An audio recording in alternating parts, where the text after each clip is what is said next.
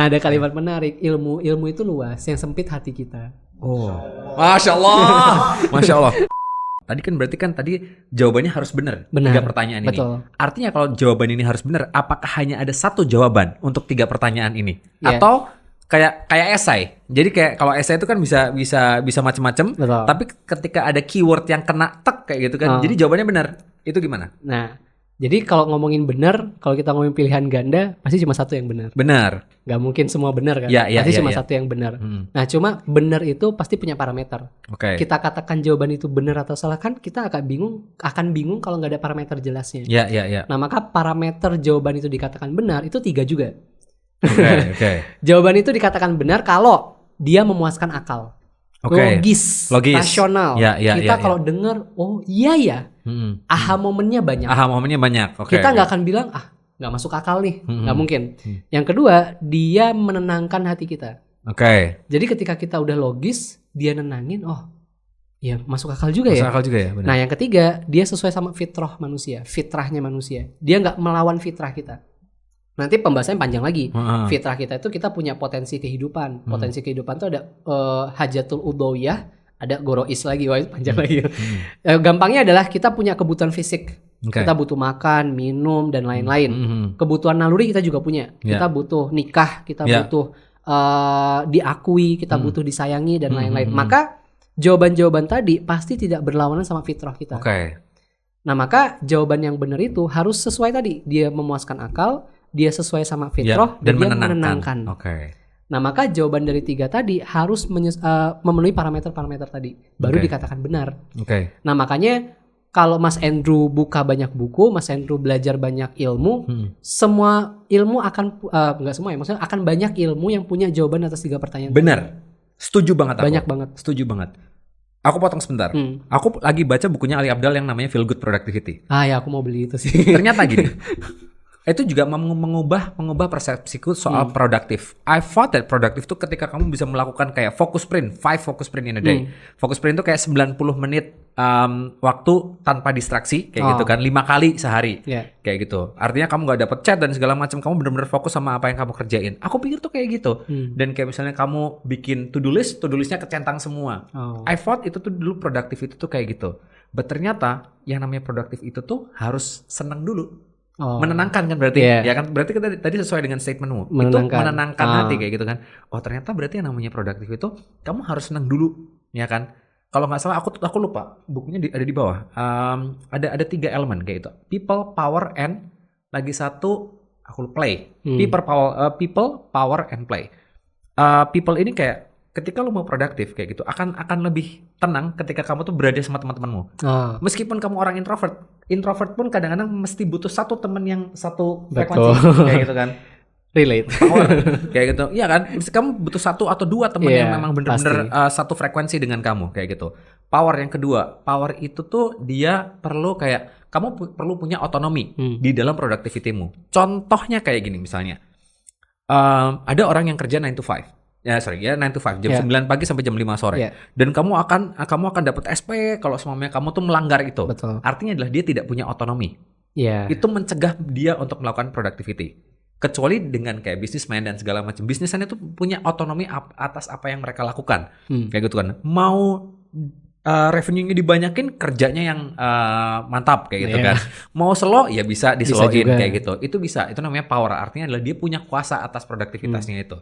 Dan yang terakhir adalah play. Kamu harus kamu harus embed kayak fun things in your productivity. Artinya adalah tadi ilmu itu somehow menenangkan.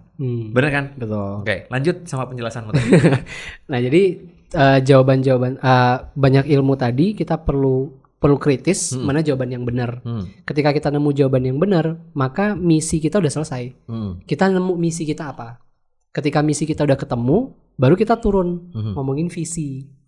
Nah, ketika misi itu udah clear, misi itu sifatnya bakal global. Maksudnya itu benar-benar sesuatu yang visi apa misi tadi yang sifatnya global? Misi. Misi itu global banget. Jadi kan semua aktivitas kita harus bernilai sesuai sama misi kita. Karena selaras kan, harus selaras sama misi. Artinya selaras harus sejalan terus. Ibarat kalau kita naik gunung, jalan kaki menuju gunungnya itu aksi. Puncak gunungnya kan visi. Nah, misi itu apa? Misi itu kayak mataharinya. Jadi kita jangan sampai lepas dari itu. Ya. Itu yang jadi penuntun Jadi kita. penuntunnya. Betul. Ya, benar. Nah yang bisa dicapai apa? Visinya. Nah maka visi itu, banyak orang kalau udah ngomongin visi itu cuma bahas visi dunia. Oke. Nah aku dapat ilmu menarik banget dari satu buku judulnya The Model, penulisnya Nopriadi Hermani. Beliau mecah visi jadi 2. Visi ada true vision, ada big vision. Oke. Kalau true vision itu visi yang dimensinya akhirat. Oke, mantap nih. Oke. Nah, Itu jadi true kan vision. True vision. Aha. Nah kalau big vision itu dimensinya dunia. Nah jadi kita nggak memisahkan dunia sama akhirat. Karena banyak banget problem di Muslim itu. Setuju. Kalau udah ngomongin akhirat kita nggak boleh bahas dunia. True. Kalau udah bahas dunia kita nggak ngomongin disampaikan akhirat. sama orang tua aku, makanya aku tuh nggak relate kayak gitu kan. Kayak gitu. Yang penting kejar akhirat. Ya kita kan tetap butuh makan di dunia, bos. Dia ada gitu cerita kan. lucu Mas Hendro. Ada cerita menarik. Cerita menarik. Jadi aku punya temanku ini cerita ke aku. Dia ada teman juga. Temennya ini baru hijrah, baru belajar agama gitu. Oke. Dan dia sebelumnya kerja. Ketika dia udah hijrah belajar agama, dia resign. Resign dari berhenti kantor. kerja. Ya. Terus sama orang tuanya kan bingung. Orang tuanya tanya, kok kamu udah gak kerja lagi? Jawaban si anak ini adalah, aku gak mau dunia mengganggu akhiratku. Wih. Jadi isi aktivitasnya itu kajian, belajar. Terus ditanya, ini gimana Mas Put? Ya itu kalau ngajinya gak selesai. Jadi bener. akhirnya dia memisahkan. Iya. Padahal ada satu kisah Umar bin Khattab itu marahin sekumpulan pemuda yang kerjanya cuma doa di masjid. Jadi doa terus di masjid. Terus ditanya sama Umar, kalian ini ngapain sih? Ini kita lagi minta kekayaan, kita minta rezeki. Terus dijawab sama Umar, nggak mungkin ada hujan ada emas turun dari langit. Keluar sana kerja. Jadi kita nggak bisa misahin. Oke, menarik nih, menarik. Artinya Muslim itu harus ngerti dunia itu sama akhirat itu bukan harus seimbang. Banyak banget itu terms yang bilang kita harus seimbang nih dunia sama akhiratnya. Seakan-akan itu 2 hal yang terpisah. Kan seimbang di timbangan berarti beda kan. Beda. Jadi mereka kalau ngomong udah seimbang, kerja ya buat kerja, buat dunia. Ya. Yang buat akhirat apa? Sholat. Iya, benar. Jadi kayak, loh bukannya dua-duanya harus buat akhirat ya? Iya. Nah artinya bukan seimbang, tapi tempatkan dia di tempat yang tepat. Akhirat itu tujuan, dunia itu wasilahnya, kendaraannya. Medianya. Okay. Karena nggak mungkin kita dapat surga tanpa dunia. Nggak bisa. Mau gimana? Kita kerja di dunia, sholat di dunia, makan di dunia. Iya, gimana dapat akhirat kalau ninggalin dunia? Nggak bisa. Benar. Masuk akal sih itu. Masuk akal kan? Nah makanya tadi aku bilang, jadi hamba Allah itu bukan berarti kita jadi orang yang kelihatannya cuma spiritual terus, tapi akhirnya dunia nggak dikerjain. Juga nggak sebaliknya, kelihatan dunia terus, tapi spiritualnya ditinggalin. Tapi sesuatu yang disinkronisasikan, disatukan, bahwa semua aktivitas kita tuh nilainya ibadah. Makanya ada orang yang bilang kemarin pas bulan puasa nih, kok kamu bulan puasa bukannya taraweh malah kerja lagi sih? Benar. Gitu Itu kan? sering banget tuh sama orang tua Sering aku dibilang banget. kayak begitu tuh guys. Kayak gitu kan, taraweh. Jadi sampai bilang kerja terus. Kamu dalam setahun ada 12 bulan, cuma diminta sebulan aja buat taraweh gitu kan? Bener banget ya, bener banget. Luar biasa. Nah ini banyak orang nggak ngerti bahwa ternyata ada namanya fikih prioritas. Yang wajib itu lebih didahulukan daripada yang sunnah. Artinya apa? Tarawih itu apa? Sunnah. Bekerja itu wajib. Ada orang-orang yang memang jam kerjanya itu hanya bisa di waktu itu. Jadi nggak ada masalah dia ninggalin tarawih. Bisa jadi pahalanya lebih besar. Oh bisa. Karena dia ngerjain yang wajib. Nah iya kan? Dia ngerjain yang wajib kan? Akhirnya kita akan ngerti sebagai muslim kita nggak bisa asal ngomong. Kita nggak bisa bilang, ih dia nggak pernah tarawih, kerja mulu, cinta dunia. Nggak semua orang yang profesional kerja di TikTok rame banget tuh kayak begitu. Pelang pakai tawa dia. Jadi nggak kayak gitu. Maksudnya kalau kita udah ngerti ilmunya, kita jadi akan lebih mengerti saudara kita. Kita lihat, oh dia nggak tarawih, dia lagi kerja. Oh ya nggak masalah. Kita akan ngertiin, oh ya semangat ya kerjanya, semoga berkah, semoga lancar. Kita itu tuh yang dia. susah tuh kayak gitu tuh. Itu susah banget tuh artinya. Kayak perang di dalam pikirannya tuh kayak kita tuh kadang-kadang suka ngejulitin emang. Iya. Ada kalimat menarik, ilmu itu luas, yang sempit hati kita. Oh. Masya Allah. Tapi gini deh bro. Berapa menit sudah kita? 30. Oh iya dah. Oke. Mungkin kita mulai closing statement sama bacain questions dari Mia. Oke. Tapi gini deh bro. Ada yang mau kamu sampaikan lagi atau lanjut. Nah, jadi gini. Kalau aku tuh menurutku jadinya apa yang kamu sampaikan itu tadi itu tuh tidak akan bisa tercapai. Kayak mungkin aku tidak bisa mendapat pencerahan ini kalau aku nggak belajar. Betul. Bener nggak? Betul. Pada akhirnya adalah aku tahu ini, aku tahu itu, aku tahu ini, aku tahu itu tuh basically karena kita memang willingly untuk belajar. Ada curiosity. Betul. Di situ kan. Kayak misalnya dulu aku bener-bener yang disetir banget sama orang tua aku actually. Jadi kayak kamu lakuin ini, kamu lakuin itu, kamu lakuin ini kayak gitu. Sampai kayak mungkin nggak sedikit juga orang-orang di sini yang masuk kuliah pun gara-gara disuruh orang tua ya kan, bukan karena pilihan hati kalian sendiri kayak gitu kan. Somehow itu tuh membuat kita jadi tumpul untuk belajar, untuk menumbuhkan curiosity kita. Betul. Kayak gitu kan. Itu tuh membuat kita jadi tumpul banget. At some point tuh aku tuh malah justru ngerasa kayak gini ketika aku ada di late 20s. Jadi di umur 20 tahun tapi 25 tahun ke atas menuju 30. Kayak gitu kan. Itu aku baru haus banget belajar. Di situ aku baru haus banget belajar. Aku mulai invest ke kelas-kelas, ikutan ke kelas-kelas kayak gitu tuh. Tapi berarti artinya adalah memang harus belajar ya, dan tidak bisa, itu tuh tidak bisa ditemukan sendiri. Kayak kamu zikir soalnya kamu dapat wahyu, kamu terus apa ya, dapat jadi ngawur ya. Jadi ngawur kan. Jadi memang harus belajar dan harus ketemu dengan orang banyak. Dan tadi balik lagi, harus yang sesuai dengan akal, menenangkan hati dan sesuai fitrahnya manusia. Ya, jadi kayaknya aku harus mulai bergaul dengan orang-orang seperti ini biar menenangkan hati nih, nggak marah-marah terus ini. Nah, makanya menarik, wahyu pertama yang turun ke Rasulullah itu kan surah Al-Alaq ya. Yang ayat pertama itu kan Iqra, baca. Tapi kalau kita mau menelaah lebih lanjut peristiwa itu, Rasulullah itu kan ummi. Ummi itu artinya nggak bisa baca, nggak bisa tulis. Nah, datang nih satu sosok yang Rasulullah nggak pernah ngeliat di tempat yang Rasulullah tahu nggak pernah ada orang di sana selain beliau. Jadi kondisinya udah takut banget gitu, udah ini siapa, ini apa? Terus diminta melakukan sesuatu yang beliau nggak bisa. Baca. Nah, cuma kondisi yang paling menarik adalah diminta baca, padahal itu ayat pertama yang turun. Qurannya belum ada. Ayat lain belum ada. Buku juga nggak dikasih. Terus yang diminta baca apa? Yang harus dibaca itu apa? Kan menarik kan? Benar. Yang dibaca jadinya apa? Nah, ternyata kalau kita belajar lagi tafsirnya, kita belajar peristiwanya, ada ayat lanjutannya, suruh baca apa? Bacalah penciptaan manusia. Baca apa lagi? Baca coba langit yang ada di atas itu berdiri tanpa tiang. Baca pohon yang tumbuh. Baca jantung kita yang terpompa. Jadi baca itu maksudnya coba lihat sekeliling. Kalau kamu berakal, kamu pakai akalmu, kamu akan ngelihat bahwa ini semua nggak mungkin terjadi tanpa ada pencipta. Ya, benar. Kamu akan ngelihat semua ini terjadi, nggak mungkin seteratur ini kalau nggak ada yang bikin, nggak ada yang ngatur. Dari satu titik itu kamu akan nemu, kamu akan nyari. Ini siapa yang bikin? Ini siapa? Benar. Nah, dari siapa yang bikin, kamu akan lihat lagi. Oh, kamu akan nyari, kamu akan penasaran, kamu coba ke sini, coba ke sana, tanya. Akhirnya nemu, oh satu akhirnya. Ini Allah. Dari Allah itu ketika kamu udah buktiin pakai akal, kalau kamu udah buktiin nih, Mas Andrew udah buktiin, ini Tuhannya Allah. Ini agamanya Islam. Jadi nanti turun ke bawahnya adalah apapun yang Allah perintahkan aku nurut. Mau itu masuk akal, mau itu nggak masuk akal, aku nurut. Itu at some point aku sama Ogut tuh begitu. Kayak apapun yang dibikin sama Ogut pasti bagus. Kayak gitu kan. Bener kan? Karena udah buktiin. Udah ngobrol langsung. Ini logis nih Ogut nih. Ogut tuh mudah cuma sekali ya guys. Nanti aku tag di bawah nih. Bang Ogut, thank you banget. Jadi kita akhirnya yakin. Kalau kita udah yakin, udah percaya sama orang, apapun yang dia bilang kita akan, wah iya ya. Bener nih. Bener banget. Makanya kan ada kalimat motivator tuh, orang kentut aja jadi motivasi kan, jadi quotes benar. Nah, makanya Allah itu kalau kita udah buktiin pakai akal, apapun yang Allah turunkan, walaupun nggak masuk akal, kita bakal tetap nurut. Kenapa? Karena kita udah buktiin. Kita udah baca, kita udah ngelihat. Nah, dari situ kita akan ngelihat bahwa akhirnya produktivitas kita disetir sama sebuah standar yang itu standar yang benar. Yang kalau kita ikutin standar ini, produktivitas itu kita akan menghasilkan keberkahan.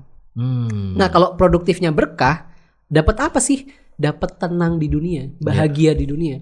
Mau kondisinya apapun, dia akan dapat ketenangan dan kebahagiaan. Dan itu bukan selalu dalam bentuk jumlah harta yang banyak ya. Bukan. Karena kalau kita ngomongin jumlah harta, parameter sukses itu kaya ya. Misal, ya gimana kabar Rasulullah? Rumahnya sederhana. Tapi dia kaya loh. Iya kaya, tapi memilih sederhana. Dia memilih jadi sederhana. Ada lagi Abu Bakar. Abu Bakar itu dapat gaji ketika jadi khalifah. Sampai gaji itu disisihin sama istrinya. Kan dapat gaji itu kecil. Dan dari gaji yang kecil itu istrinya bisa tiap bulan nyisihin sedikit buat nanti ketika udah berapa bulan bisa beli daging buat dimakan. Pas sudah masak daging, Abu Bakar pulang ditanya, "Ini duit beli daging dari mana?" Dari nyisihin uang gajimu. Dari situ Abu Bakar bilang, "Mas, berarti masih kebanyakan gajiku. Masih ada yang bisa disisihin. Aku minta turun lagi." Segitunya loh. Jadi kita lihat kesederhanaan para sahabat itu memperlihatkan bahwa kekayaan itu bukan kunci bahagia. Bukan kunci ketenangan. Yeah. Nah, kebahagiaan sama ketenangan itu dapatnya dari mana? Dari ketakwaan. Bahwa produktivitas kita itu disetir sama standar nilai Islam. Kita takwa. Ya Allah, ini halal nggak ya? Oh halal, lanjut. Ya Allah, ini ridho nggak ya? Ya Allah, ini toyib nggak ya? Ini bagus nggak ya? Ntar. Kalau halal tahu ya. Kalau ridho toyib itu tuh apa, bro? Ya sebenarnya kalau halal sudah pasti dapat ridho Allah. Kalau toyib itu pilihan yang lebih baik daripada yang baik. Jadi ada yang lebih baik lagi gitu. Jadi memang kalau misal makan, aku kan boleh-boleh aja misal makan tepung-tepungan, makan manis-manisan kan halal-halal aja. Ya. Cuma mungkin bagiku nggak toyib karena mungkin aku misal ada keturunan diabetes atau apa. Jadi nggak bagus buat aku gitu. Jadi ambil yang lebih bagus lagi, yang lebih baik lagi. Gitu. Luar biasa banget sih asli. Gokil parah ya. Sampai ini aku jadi terlena dengan ceritanya dia loh. Beneran. Kita langsung jawabin pertanyaan audiens saja ya. Kita langsung jawabin pertanyaan audiens. Pertanyaannya aku jadi ngerasa kayak pertanyaan audiens sih cetek banget ya dengan penjelasannya Mas Putra nih. Kalau ngobrol langsung emang kayak gitu. Bener asli. Kayaknya kita harus sering nongkrong deh. Kita harus sering nongkrong. Oke. Di sini ada pertanyaan dari Faizamar Bella. Nih ada statement kayak gini. Kenapa tetap mager padahal udah paham bahwa mager itu nggak baik? Itu kalau misalnya aku tadi mau coba jawab ya. Ya itu karena tadi ya belum tahu tadi misinya itu. Betul. Tadi, bener kan? Tapi kalau kamu ngejelasin gimana nih, bro? Ya itu faktor pertama tadi ya. Kita nggak tahu mau kemana dan mau ngapain. Nah, bisa jadi faktor pertamanya itu karena kan tadi males ya. Males itu juga bisa jadi munculnya karena jadi males itu bukan sebab, males itu akibat. Maka kalau orang mau ngatasin males, jangan fokus ke malesnya, fokus ke akibatnya. Kita perlu cari tahu kenapa aku bisa males. Bukan fokusnya aku mau ngilangin malesnya nih. Jadi gimana ya? Jadi bingung sendiri. Perlu digali. Pertama misal kalau ditanya kamu goalsnya apa, tujuannya apa. Kalau nggak ngerti, nggak tahu berarti itu masalahnya. Tapi kalau udah tahu ternyata masih males, kita perlu gali lagi. Aktivitas harianmu gimana? Nah ada satu hadis yang menarik yang aku bahas di salah satu courseku juga. Jadi bisa jadi kita males setiap hari itu karena bangun tidurnya caranya salah. Ada cara bangun tidur yang benar. Bangun tidur yang benar. Dijelasin bahkan Rasulullah yang langsung jelasin gitu. Jadi ada hadisnya beliau bilang kita itu semua manusia itu kalau tidur, muslim itu kalau tidur itu diikat sama setan dengan 3 ikatan. Aduh setan itu. Makanya kalau tindian itu berarti beneran setan. Diikat sama setan dengan 3 ikatan. Nah, ikatan pertama itu akan lepas kalau kita bangun terus berdoa. Terus ikatan kedua akan lepas kalau kita berwudu. Sebelum tidur? Setelah bangun. Setelah Jadi bangun. kita bangun tidurnya. Ketika bangun kita berdoa, ikatan pertama putus. Yang kedua, ikatan kedua putus ketika kita wudu. Ikatan ketiga putus ketika kita sholat. Jadi ketika semua 3 ikatan ini putus, selesai, semua ikatannya lepas, maka kita akan menjalani hari dengan semangat dan produktif. Pantesan aku kadang-kadang nggak semangat tuh karena tidak melepaskan 3 ikatan itu kali guys ya. Nah, kalau sebaliknya kita nggak ngelepas ini, dilanjutin sama hadisnya. Kalau sebaliknya, maka kita akan menjalani hari dengan malas. Nah kan banyak orang bangun tidur ngapain? Main HP. Iya, langsung lihat status, notifikasi, lihat story, bener kan? Jadi HP itu udah di samping, udah bangun, langsung ambil. Udah otomatis tuh, otomatis udah autopilot. Udah kayak ini muscle memory. Aduh, udah buka-buka gitu kan. Jadi berat, jadi kayak menjalani hari itu berat, kayak somehow itu tuh menambah task ke dalam diri kita. Betul, otak baru fresh nih, ya kan? Lagi enak-enaknya, lagi enteng-entengnya, langsung dikasih kerjaan lagi. Kan Devina tuh yang sering Dev, tolong ya hari ini aku ada podcast sama Putra. Tolong pertanyaannya dia bagi-bagi Andrew lagi. Jadi kayak gitu kan akhirnya kalau kita pagi aja memulai harinya aja udah salah, bisa jadi seharian bakal males. Itu bisa jadi. Nah terus faktor ketiga bisa juga karena dosa. Dosa itu menghalangi kita dari kebaikan. Dosa itu menghalangi kita dari kebaikan. Jadi emang kalau kita males ngelakuin kebaikan bisa jadi karena ada dosa-dosa yang kita lakukan. Bisa jadi dosanya mungkin kecil, tapi keseringan karena kita nganggap enteng. Iya. Ringan ini nggak apa-apa sesekali. Aku kayak gitu kali ya, aku kebanyakan dosa guys. Kadang-kadang aku males gitu guys. Jadi dosa kecil numpuk. Maka kan dosa itu bikin hati kita jadi menghitam, jadi ada noda. Kalau hati sudah bernoda, udah susah, udah berkerak. Ya jauh dari kebaikan. Makanya ada orang-orang kalau dengar diajak kebaikan itu antipati, bener. Marah. Ngapain sih kayak gitu kan? Iya kayak apaan sih ngajak sholat terus, nitip aja lah. Wah itu Andrew banget tuh. Nitip aja. Sholat yuk. Enggak, kemarin udah kok udah sholat. Nah bisa jadi emang kita akhirnya jadi tertutup sama kebaikan. Ya. Jadi kebaikan itu nggak bisa masuk lagi. Nah, ngerinya adalah kalau kayak gitu bukan sekedar males, kita benar-benar rugi dunia akhirat. Di dunia kita mungkin ya bisa bergelimang harta, usaha kita sukses, kita ini itu terkenal dan lain-lain, tapi ada sesuatu yang kita ngerasa kurang, kosong. Dan itu nggak akan bisa terpenuhi sama apapun di dunia. Makanya ada aktivitas orang-orang kaya itu udah mulai main olahraga ekstrim. Karena pasti itu ada sesuatu yang kosong yang mereka pengen penuhi. Karena kan duit udah banyak. Udah banyak, beli udah mau ngapain lagi? Kan? Udah bingung gitu mau ngapain lagi. Mau ngapain lagi, benar. Beli kapal pesiar udah. Beli ini udah. Apa ya, ini olahraga ekstrim lah ini itu. Gak kepikiran ngebantuin orang juga. Enggak juga. Ya kan?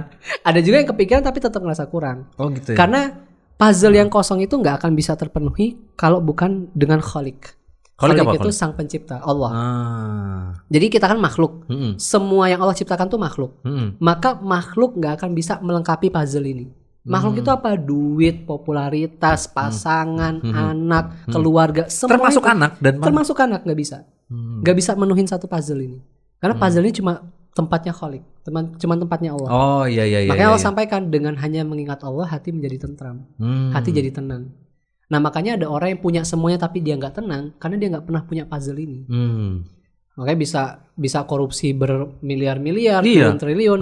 Kalau kita omong kaya ya udah kaya. Iya. Kalau dibilang kaya bahagia ya harusnya udah bahagia. Harusnya dong. udah bahagia. Ngapain dia korupsi lagi? Benar. Udah bisa beli apa-apa. Oke. Menjawab banget sih menurutku itu ya jawabannya ya. Oke. Terus ini sebenarnya pertanyaan mirip-mirip ya. Di sini ada pertanyaan dari Gladys Elvina. How to avoid procrastinating? Procrastinating itu males-malesan ya. Even though you have divided your task into 4 quadrants of time management. Kayak berarti 4 quadrants tuh. Wait, kenapa guys? Mati. Oke. Tadi ya, aku balik lagi ke pertanyaannya. How to avoid procrastinating even though you have divided your task into 4 quadrant time management. Kayak berarti kan harus ada yang di-delegate, harus ada yang dikerjain priority, harus ada yang dibuang, kayak gitu kan, jadwalkan ya. Ya kalau ngomongin penundaan, kalau cara teknisnya banyak banget ya ilmu yang bisa kita terapkan teknisnya. Kayak aku ada satu bukunya Mas Aji tuh yang bagus, Kitab Anti Penundaan. Oh, Kitab Anti Penundaan. Nah, itu lengkap banget tuh membahas tentang itu. Tapi kalau dari sudut pandang Islam, kita perlu perhatikan tentang pemahaman kita terkait waktu. Oke. Kita itu nganggap waktu sebagai apa? Kalau dunia barat mereka punya tagline bahwa time is money. True, itu yang aku pakai. Nah, time is money kan waktu itu nilainya uang. Kalau kita membuang waktu, kita lagi buang-buang duit. Kita lagi nggak. Kalau kita makanya itu muncul, aku lupa. Itu muncul ketika untuk memotivasi para pekerja yang males. Para pekerja lagi males, padahal industri lagi tinggi-tingginya, lagi naik-naiknya. Akhirnya muncul tagline time is money supaya pekerja itu termotivasi buat lebih banyak menghasilkan uang lewat waktu yang mereka manfaatkan. Tapi dalam sudut pandang Islam, time is more than money. Karena waktu itu tentang diri kita. Ketika waktu itu berlalu, sebagian dari diri kita hilang.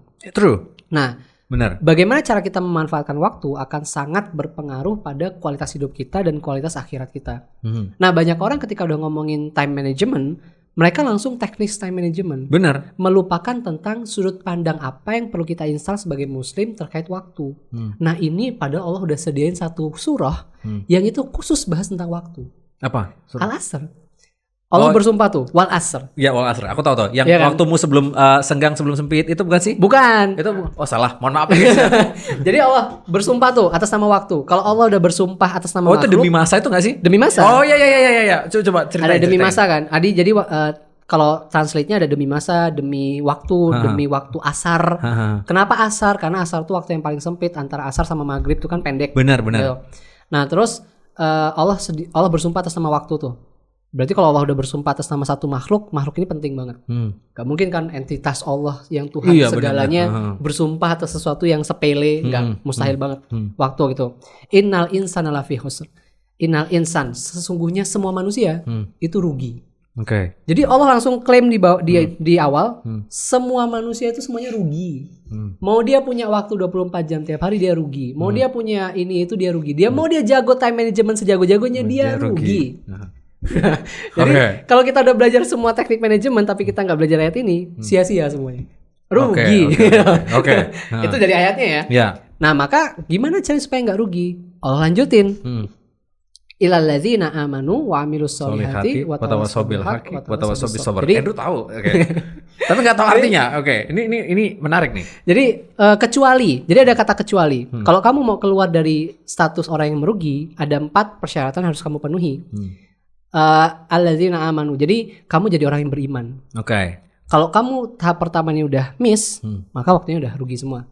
Maka harus beriman. Artinya beriman apa? Ya syahadat. Percaya bahwa Allah itu Tuhan dan percaya bahwa Rasulullah itu Muhammad itu Rasul. Nah, terus yang kedua, mengerjakan amal soleh. Beriman itu punya konsekuensi. Nggak beriman juga punya konsekuensi.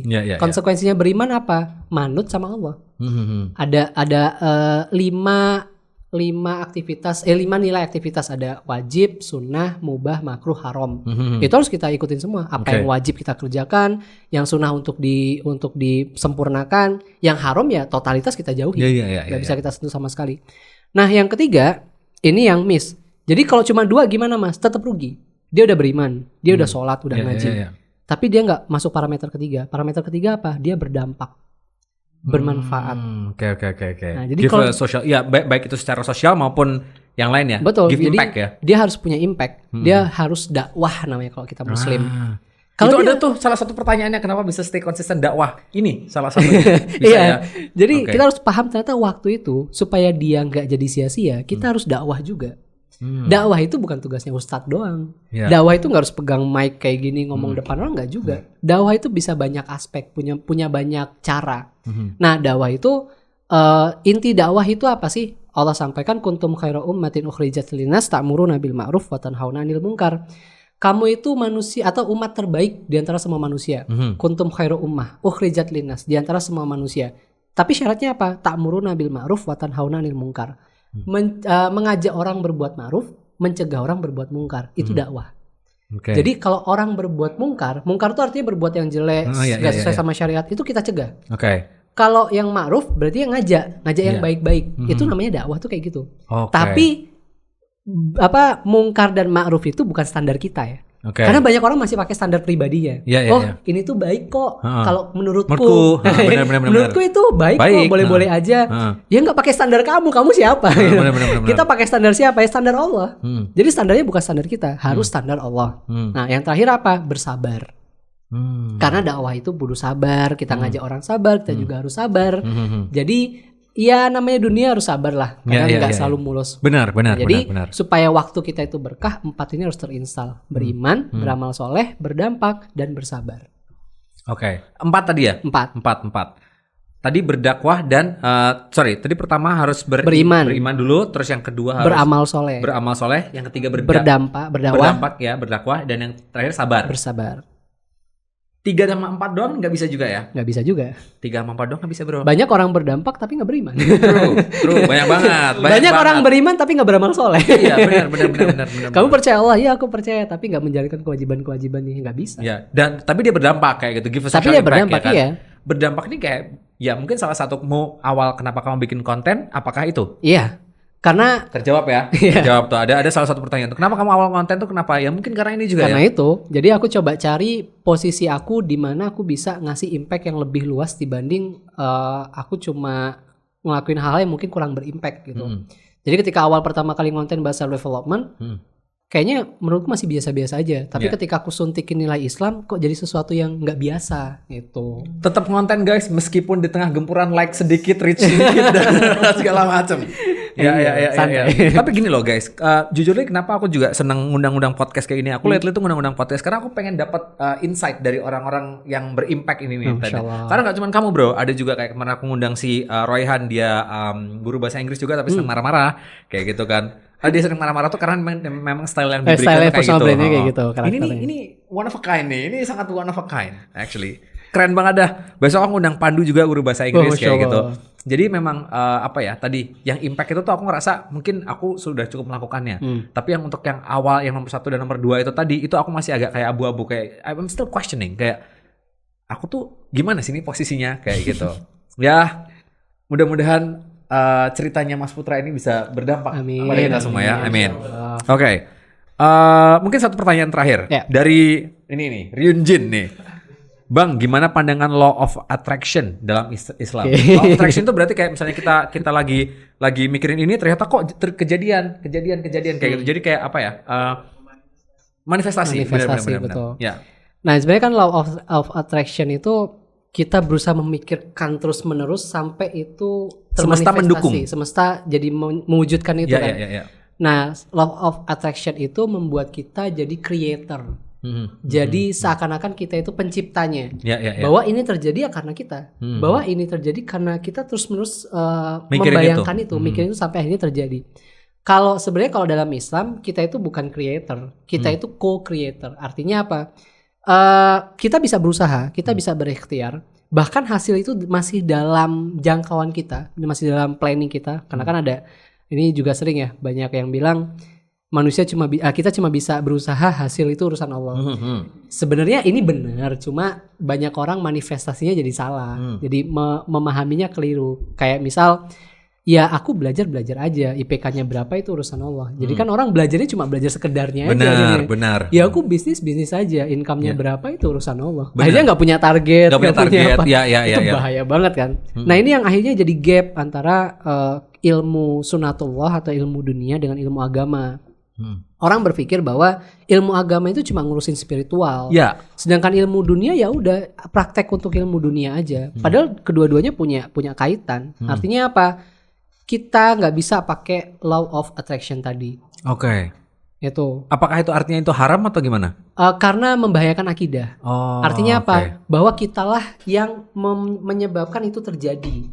Bahwa akal kitalah yang membuat itu terrealisasi. Padahal nggak seperti itu kenyataannya. Tapi kok biasanya sering terjadi kayak sesimpel kayak kita naruh foto, misalnya aku pengen banget nih mobil ini nih, kayak misalnya aku mau pengen banget McLaren Senna misalnya ya, oke. Aku taruh tuh di meja aku karena aku pengen banget ini kan kayak itu. Somehow itu memang bener, kadang-kadang itu memang terjadi. Terjadi kan? Nah itu terjadinya apakah itu haram? Itu enggak, maksudnya kalau kita ngomongin aktivitas tadi, kasus tadi, terjadinya itu ya memang kita ada usaha di sana. Wait dulu. Kenapa kayak? Oh yang mana? Kayaknya jatuh tadi. Sabar ya pemirsa ya, ini lagi kesalahan teknis, nggak usah di-cut ya, biarin aja. Gimana? Masih bingung nggak? Aman ya? Oke. Bener loh ya, operator aman. Oke. Aman ya? Bener. Oke, lanjut. Nah jadi gini, kita kalau membahas hal tadi, kita cukup membahas fakta perbuatan manusia. Artinya apa? Banyak orang coba membahas aktivitas Allah. Ini kan udah takdirnya Allah. Aku jomblo, misal aku jomblo kan udah takdirnya Allah. Aku dapet ini kan udah takdirnya Allah. Kita ngomong gitu seakan-akan kita ngerti. Yang Allah mau itu apa? Kan kita nggak tahu. Padahal nggak tahu. Benar. Makanya kan ada kitab namanya Lauhul Mahfuz. Lauhul Mahfuz itu kan semua takdir kita tuh udah tertulis di sana. Nah cuma seakan-akan orang tuh ngerti apa isinya. Jadi kalau hidup itu kayak aku pengen tadi mobil tadi tuh, pokoknya harus bisa deh. Pokoknya harus bisa itu sebenarnya nggak ada masalah ketika dia nempetin itu di tempat yang tepat. Artinya itu masuk target dia. Nah, ketika dia mengeksekusi untuk sampai ke sana, dia mewujudkan itu, dia tetap melibatkan tawakal. Tawakal artinya memang ada penyerahan pada Allah. Jadi ya Allah, aku punya target gini. Aku udah bikin planningnya sedemikian rupa. Aku udah ukur parameternya gini-gini dan aku akan eksekusi. Sampai gimana caranya ini berhasil aku dapat. Jadi bukan ketika eksekusi gagal terus akhirnya nyerah. Tapi kita cari cara lain supaya gimana caranya dapat. Jadi benar-benar harus sampai kayak gitu. Karena banyak muslim mikir karena tadi ya hasil itu urusan Allah, akhirnya ketika gagal oh ya udah berarti bukan rezekiku. Padahal nggak bisa kayak gitu. Karena kalau kayak gitu ceritanya Muhammad Al-Fatih nyerah ketika Konstantinopel gagal di penaklukan pertama. Udah nyerah. Lu tau ceritanya? Muhammad Al-Fatih itu umur 21 kalau nggak salah. Ya, udah naklukin, dia mimpin sebuah negara. Konstantinopel itu sekarang negara mana berarti ya? It's somewhere in European Union, right? Dekat-dekat Turki itu ya? Oke. Iya maksudnya kan dulu namanya Konstantinopel. Ya, I've read that terms actually. Aku tuh pernah baca tuh term itu di IELTS malah teman-teman. Aku tuh baca itu tuh di IELTS, di reading IELTS. Cuman aku nggak tahu sekarang Konstantinopel tuh dia terkonvert jadi negara apa? Aku lupa. Ya mungkin yang tahu bisa komen di bawah. Nah Konstantinopel tuh udah ratusan tahun bahkan berabad-abad nggak pernah tertaklukkan. Nah Rasulullah itu ketika di satu perang itu beliau bilang Konstantinopel akan kita taklukkan.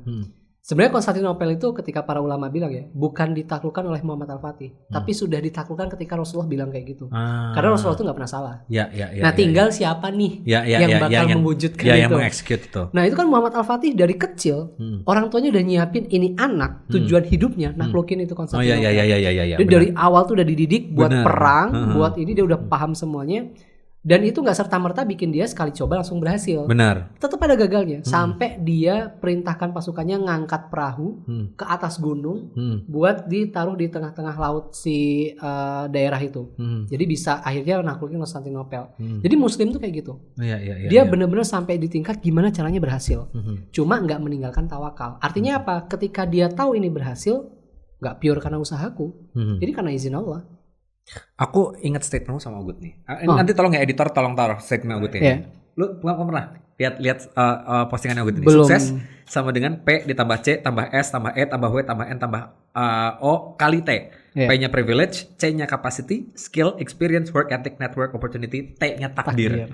Ya kan? Yeah. Artinya takdir itu di belakang. Betul. Benar nggak? Betul. Ya maksudnya ketika kok nggak karena takdir kayak tadi, ini kayaknya aku bakalan ditakdirin jomblo seumur hidup. Akhirnya nyerah kayak itu enggak. Tapi kamu memanfaatkan semua ini dulu. Betul. Ya itu kan, memanfaatkan semua ini dulu. Dan nanti takdir ya nggak tahu.